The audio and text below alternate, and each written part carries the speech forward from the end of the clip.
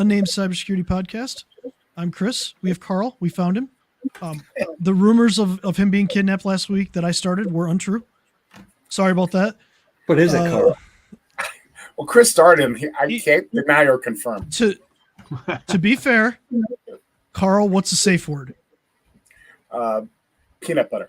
It's definitely not Carl. Okay. So actually, the real T-bone is the correct. Dude, moving on to something different than that one. That is next. All right. So we're gonna have a little fun today. Carl, right before this, decided to train some people, and he did it on some AI, right? Am I right? You talked about AI a little bit. Well, we all do this to a degree. I teach a number of public organizations, professional organizations, on cybersecurity awareness. And today I was teaching a bunch of realtors as far as some of the things. We go over a lot of the stuff we talk about here, whether best practices and all of that. But one of the things I said, you know what, with what's been going on, I needed to add a new section on AI. And so what's happened, we just talked about recently that whole, let me see if I can present at the stage. There we go. So a couple of weeks ago, ChatGPT announced a new project called Sora, S-O-R-A, and it's going to get released through the ChatGPT and through Copilot in the next 6 months. From what I've heard, it's going to become a regular thing. And what it is it's basically you're taking the ChatGPT model, or what you might have seen in it's text to video, right? Text to video, but I was just trying to think of the text to pictures. There's a group there. Dolly 3 and stuff like. So now what they're doing is it's the next step is that they can generate videos on a fly based on a text prompt. And some of these are, they had the prompt movie trailer featuring 30-year-old spaceman wearing a knit wool cap. And I mean, some of these pictures are pretty darn amazing with what you're getting here. Okay, that's entertaining. This is, kind of cute. We got the little thing there. But the reason we were going through this and what was is some of these are really hard to detect. I mean, you look at this one here, and unless you study it for a little while because of the blurriness, it looks pretty good, except for, the only thing that was a real giveaway was, it's Danover instead of Range Rover up in the plate. That's about it. The background looks okay. That's pretty much there. There's a woman on a train. This was the one that I loved. I love this one so much because the reflections are sick. Yeah, the reflections are sick, and they don't have to be perfect. As far as you're allowed there. This is the Anafi Coast, and the only thing that really tricks you here is if you look over to the left, you'll see that there are a bunch of little Anafi coasts that in this world they have 20 Anafi coasts as opposed to the one. But that's as good as the average CGI you see in movies. Yeah, that's unbelievable. Well, it's gonna now here on this one, and this is a good way of checking something. You think this is an arm, and it turns into a pillow. It's a little disturbing. Watch it again, folks, just in case you see it. She's in pain, of course, because her arm is being that's weird. Yeah. We're still getting canceled for this video. Move on to a different one, please. Yeah, and then but then we got we got a celebration here, and so what you're looking at is that this is only going to get better. But this is the one. Mm-hmm. The reason I shared this with our group was real estate professionals that I was talking to today, and okay, well they're doing a walkthrough here of a museum space. Well, can't this also be a walkthrough of a house if you can do a museum? Mm-hmm. And we were also talking about, Bob, you mentioned when you staged your house, a house didn't have furniture, they basically virtually put furniture in it. Yep, a lot of the houses you're seeing now are all being virtually staged, and the reflections are spot on. They're getting the light coming back and all that. That's mm-hmm. really where they're shining. And we're looking at public AI. These are known as GPT models, and the ones that we hear in the news are going to be ChatGPT, Copilot, Gemini, Adobe has. I think they're going to expand Firefly into it. But there are private GPTs. There are companies that are building ones that they're just keeping in house to use for their own things. They don't have the restrictions that we have, that the public has. And on top of that, you have dark web GPTs that are out there that are just plain out saying, okay, we'll do whatever. We don't care. You just pay us. We illegal. Is it going to hurt people? And you can do a lot of damage, and a lot of damage has been done. As far as this is concerned, it's been let's talk about that for a second from a target perspective. It's 2024. We have an election year. Yep. Perfect example, right? Yeah. Regardless of what side you're on, you can't. You need to verify the data. And because Americans are no longer getting most of their news from for a lot of reasons, from what we would consider the publicly, news sources, it's much easier to these other sources are basically popping in their information. Well, I know that OpenAI is trying to put they're doing in some embedded stuff in their images to show that it's AI generated. Now you can remove the tags, but I think that's going to be important as we get into this, is really having some embedded capability that you can't remove that can prove whether or not a video was created by AI. Well, I think the real problem, again, when you're using tools that have a commercial aspect to them, they can do that. It's going to be the places that can take this technology and harness it privately, whether that's a nation state, whether,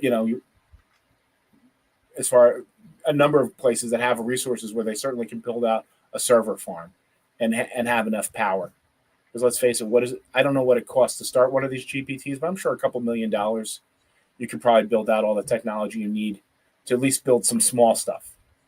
A little higher? Okay. Chris, okay. But, we're talking bigger budgets. And one of the things we're talking about before the meeting today that came out, I'm not going to show this because I don't have copyright.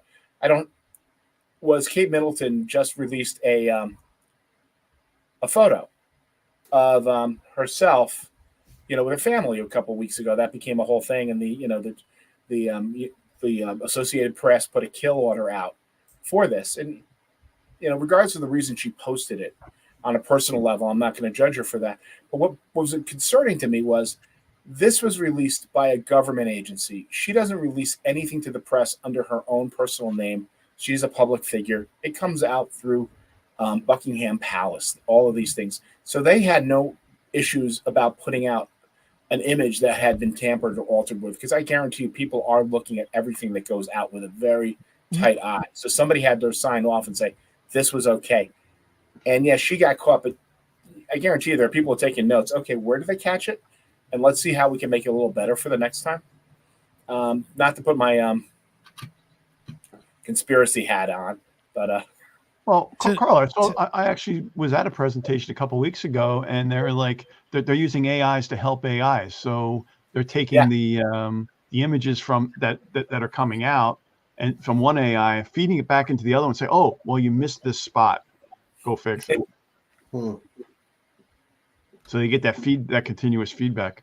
Yeah, no, honestly, we're kind of early still in this. So in two years, this technology is going to be so ridiculous and so accessible that it's going to be something that these iPhones, these smartphones, they came out in 2006. So we're now 18 years into them, and how much better have they become? We're only in year 2. It's we're in incremental upgrade mode at this point. And it's gone faster than any other technology that we've ever touched. But it's really easy to, like, Apple's had a neural engine for a while for some AI tasks, right? It's not that far off that we're going to have an AI assistant in our pocket that's going to be real time, that we're going to be able to do things with, that doesn't require to go back to talk to a server like Siri does, or like even Google. Well, I mean, what all these tools are doing is it's really allowing you to simplify your programming. So you have a voice ability to program a video, which you would never, if you wanted to create an image like ones that are done in DALL-E, or I forgot the other one. I'm going to remember it afterwards. But you would have to be a Photoshop expert to paint all that. You literally are writing prompts, and then you're reiterating on prompts. So the skills level is much lower as far as building these. Now all of a sudden you can start to build out scenes that would take, thousands of man hours. You want fun? Try to get it to do text correctly. and come back to crazy. me. It's so bad. Can't do that it's yet. so bad. Yeah. It's so bad. It's like, dude, I can spell this perfectly, and like, how do you screw this up? Like, but it's still. Oh, it does. It creates facts. I'm not saying. Sorry. I mean, it's nowhere near perfect. It's got holes in it, but it's going to get better. I mean, remember the iPhones when they came out, they couldn't cut or paste. They couldn't record a video. So there's definitely going to be all the things that we see right now. They may be doing those. There may be already ones that do it that we just don't see. These again are commercially available. You can get a piece of it for like 20. You can get a better version for like $20 a month on all these platforms. I'm sure there are much higher platforms that we just don't know about yet. Mm-hmm. I rarely wear my tinfoil hat, but today I brought it out and shined it up. It's not tinfoil when it's not a conspiracy theory, though. I mean, the Kate Middleton picture happened. It really did, yeah. I'm gonna be doing a webinar in a couple weeks on AI for our customer base, and just trying to talk about how you can help with like your business and things like that. There's some really cool things you can do. It's still infancy, obviously you gotta be careful where you put your data, but it's a lot of workflow. Yeah, it's not going to end everybody's job. No, might end some people's jobs, but it's not going to end everybody's job. But it's going to make people more productive. That's the whole point of it right now. Absolutely. But let's switch gears a little bit. Let's talk about another serious news story that affects apparently a whole ton of people, and that's AT&T. Here we go again. Oh, yeah, I was just thinking the same thing. I was like, don't say it, Matt. Don't say it. Well, originally, so they admit in April that it was like 71 million people. They've now lowered that down to like 51 million people. We're still trying to figure out what that is. But that was actually posted on a dark web forum like in 2021. It took them 3 years to validate that it was real. And the worst part about that is Social Security numbers are bad. They had their passcodes. So a lot of people protect their accounts with passcodes. Their passcodes were included in that, and they still don't know how the breach happened. And they said a lot of it happened from 2019 and earlier, but it's like, okay, well, that's what you're saying. How realistic is that? They're being very silent about it. They took way too long to acknowledge it. And I'm sure I'm going to get another letter. I'm up to 9 now in the last 14 months. Let's make it 10, baby. Maybe I can get to 12 by next week. And I'm like, I don't really do business with that many people. So like personal consumer business with very many people. So this is terrifying. But what can we do to protect ourselves if your data is exposed? And I think that's the big key that we want to talk about today. Well, I think I'm going to be a little bit more. I'm going to pull out that tinfoil hat of mine again. I'm going to make it. Maybe it's tin. Maybe it's not. But my feeling is that it's not if your data is. I would just go by the strong assumption that it already is exposed. Mm-hmm. Because when we talk about AT&T, I don't use it, but I use T-Mobile. Most of your worst, dude. Okay. If any, I mean, I'm assuming everybody here files taxes. A lot of IRS offices have been breached. What's that? I said I'm supposed to file taxes. That's another show. I'm Wesley Snipes, dude. I'm just kidding. IRS, I'm kidding. I wrote my check yesterday. It's always a joke, IRS. It's always a joke. I love it. Yeah.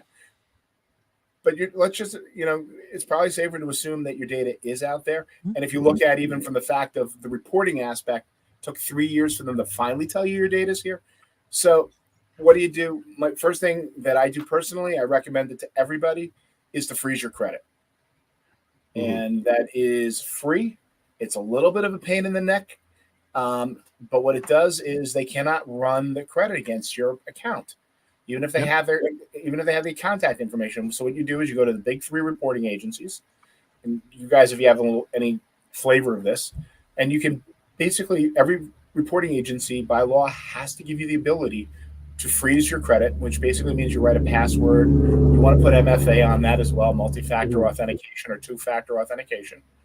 And when you need to go ahead and purchase something where you're going to need a loan, whether that's a car, a house, whatever, you can release your credit to be, open for a couple hours or for a day or two, whatever the term that you would need Can I go into a slightly embarrassing story I did to myself there? I actually had my identity stolen. Please, this is only this is going to be viewed by millions and millions of people. So I think it was 2000 and it should have been like 2018. My credit was stolen from the Equifax breach, and somebody managed to purchase it was like $16,000 of jewelry and credit opened on my name. Yeah, and luckily I was able to recover all of it, but it was a long battle. It was a real pain in the butt, but I learned a lot through that. Carl's knowledge here probably would have saved that from ever happening. After that, I locked my credit, and there might be differences now, but back then I was able to set it up to have them call me if I tried opening credit or if I got a credit check. Mm-hmm. So remember, you lock your credit before you are in a Firestone opening a credit line to get the discount on your new $5,000 tires for your fun vehicle. Because as I was standing there, my phone rang and I said, "Oh, I don't know who that is," and I sent them to voicemail. And they said, "Sir, you're denied," which was pretty embarrassing. And that's all they knew. They didn't know my credit was locked. But I listened to the voicemail hours later, and it was them checking if I was indeed opening an account. So note that Matt wasn't embarrassed about spending $5,000 on tires. He was embarrassed about getting rejected for spending $5,000. I like my vehicle toys. Okay, I got priority. If you guys may have never seen this, but yeah, we recommend that you freeze your credit, right? The problem was Experian, up until 2022, I think it was like the end of 2022, you could just bypass their multiple choice questions to just get it re-enabled. Oh, wow. There's always, we're never going to give you a perfect silver bullet. We're working in a messed up world. It's mitigating risk with what we got, right? Hey, trying to reduce it. I mean, Chris's favorite thing about is talking about, and I agree with him, is all the problems that companies do to make our data, they don't follow the rules. They don't do anything else. And what we're looking at is, okay, what's realistically the best thing we can do? Because, hey, look, end of all of our meetings, I'm sure every time you talk to a large group of people, they're like, "Man, you scared the crap out of me." And we're not trying to scare anybody. We're trying to educate people. I think the April 1st, 2004 is a date that will live in infamy, and I don't think people understand why. It was the date that Gmail was launched. It's the date that really shows. Everybody thought it was an April Fool's joke, right? Because they were giving you some data, they were giving you email. If something's free, you're the product. Absolutely. Your data is the product. Just understand that. If something is free, you're the product. What really irritates me is when you pay for a product and they still don't take care of your data. They still sell it. They still do things like that with it. Like if you're accepting the fact that, hey, in exchange for my data, I'm getting something for free, that's your decision, 100%. But we still have to have guardrails around what they can do with that data. California's doing a decent job with the California Protection Act.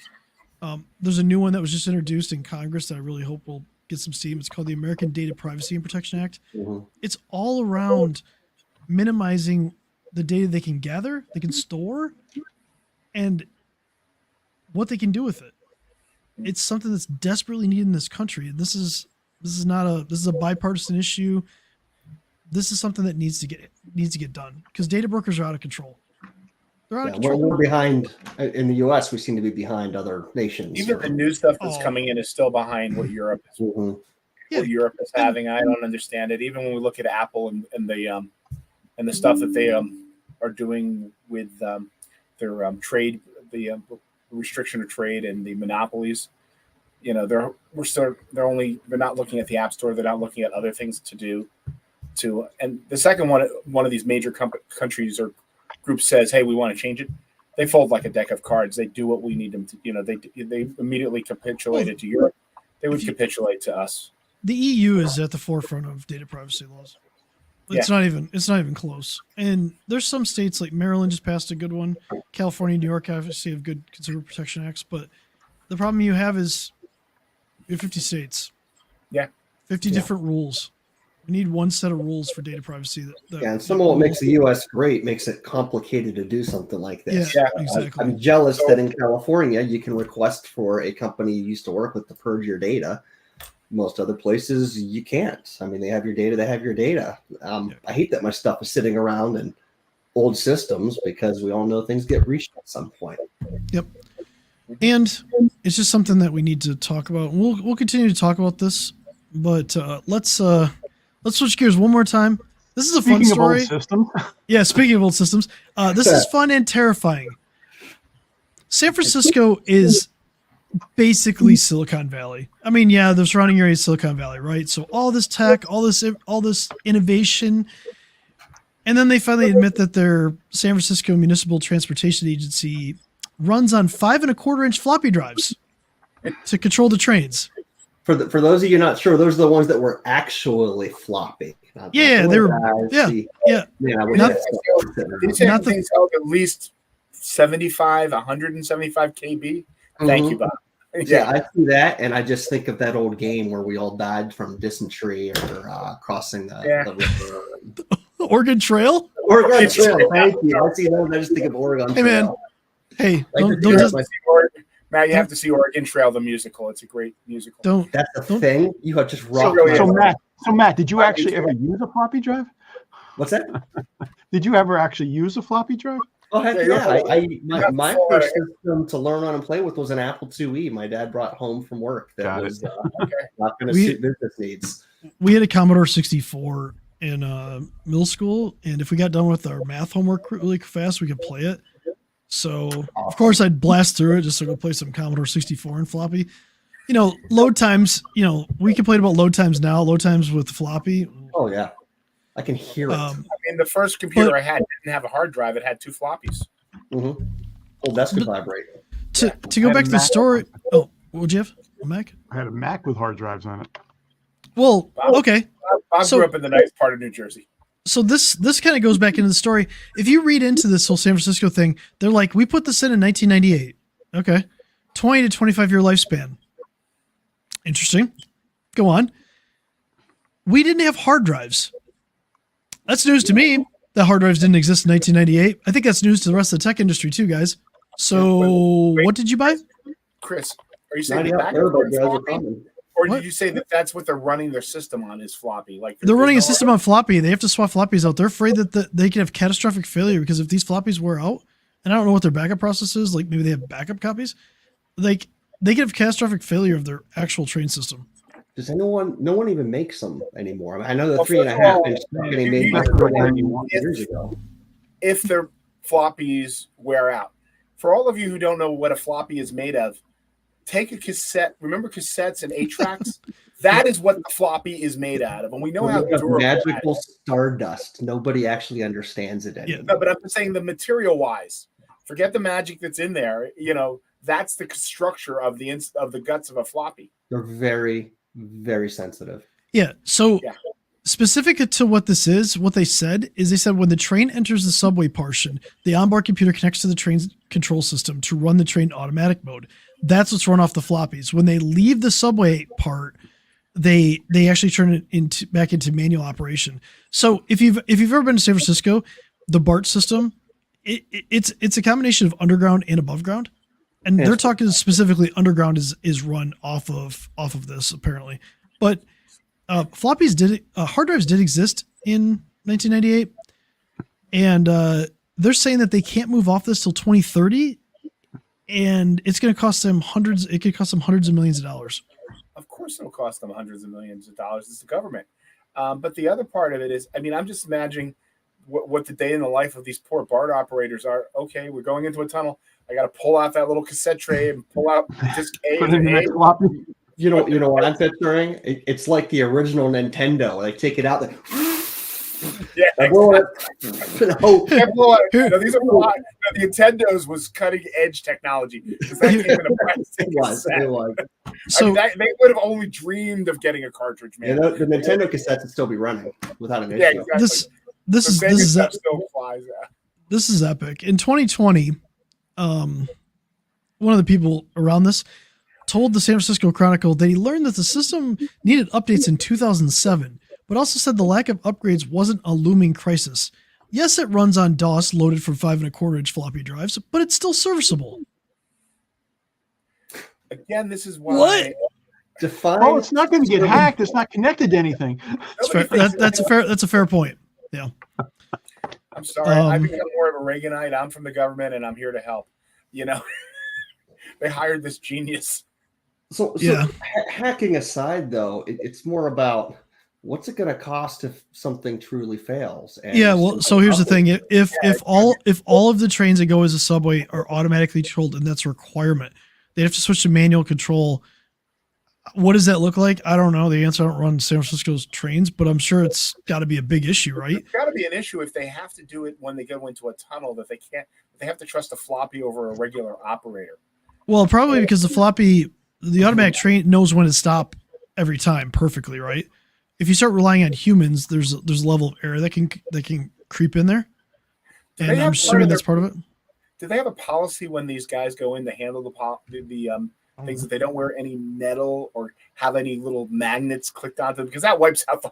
I mean, this is back that is waiting to happen. This Kindle box of a won't take much. We're 26 years in, dude. I think they kind of figured out the process part.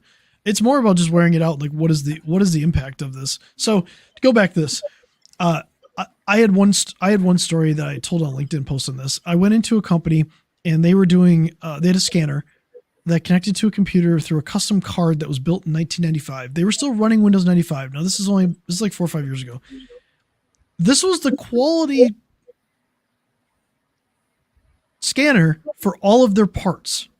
Not all their parts, but the ones they were pulling away for quality assurance. I looked at them and I said, do you realize this is a risk, right? He's like, what do you mean? I could just buy another piece of hardware. I'm like, that card is a custom, it's a custom, card running on Windows 95. And you think you're just going to go find one of these off the shelf? Do you realize how much that would probably cost you? And anyway, I ran from that prospect. I couldn't have gotten my car faster. Machine shops as well. Very specialized measurement devices. I mean, and there are places where we have older equipment that does. I mean, most submarines are running on Windows XP, but Microsoft has $1 billion contract with the Navy to support that stuff. So they do have the vendor in place. It's not like, but we can't get that stuff anywhere. And nobody, that's not for regular humans. Yeah, but we're talking about small business that's doing quality for parts. This is a completely different situation. Even a mid-sized business can't get this stuff. Yeah. We're not, So we can poke fun at. It's just funny. I think the San Francisco thing is funny just because it's Silicon Valley. It's all about it's all about technology, all about innovation, and you have to running off of floppy drives. Really? Hey, these are at least 10 inches. These 1 are meg floppy drive. Yeah. 1 meg. There you go. 1 meg. But that's anyway, guys, we're running really late. I think that's a show for today. If you have any comments, questions, you want to this far through all this ranting, comment below. Also, please send all mail to our PO box number. It's also listed at the bottom. Yeah, I'm gonna get snippets saying hard drive in the middle of this after floppy. We're gonna turn this off. So read the viewer mail if we have any. If you have a topic you want us to cover, let us know. We're glad that Carl's back. We're glad that Carl's found. Post down below if you think you know where Carl was last week. If you have a photo, please share that as well. And we'll see you next week. No AI, please.